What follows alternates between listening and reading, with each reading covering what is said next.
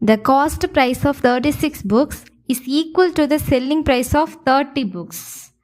அதாவது 36 புக்கோட cost price அது எதுக்கு ஈக்குவலாக இருக்குன்னா 30 புக்கோட செல்லிங் ப்ரைஸ்க்கு ஈக்குவலாக இருக்குது. அது எப்படி எழுதலாம்? 36 இன்ட்டு சிபி 36 புக்கோட காஸ்ட் ப்ரைஸ். இது எதுக்கு ஈக்குவலாக இருக்குது? 30 புக்கோட செல்லிங் ப்ரைஸ்க்கு ஈக்குவலாக இருக்குது. So 30 into selling price. Okay, இப்போது காஸ்ட் ப்ரைஸ் இந்த செல்லிங் ப்ரைஸ் இந்த சைடு கொண்டு வந்துட்டான்னா செல்லிங் ப்ரைஸ் வந்துடுமா? இப்போ 30 இந்த 36 இங்கே வந்துச்சுன்னா 36. இப்போ நம்ம இதை சால்வ் பண்ணோம்னா 5/6 அப்படின்னு கிடைக்கும். So cost price is to selling price எந்த ரேஷியோவில் இருக்குது? 5/6 அப்படின்ற ரேஷியோவில் இருக்குது.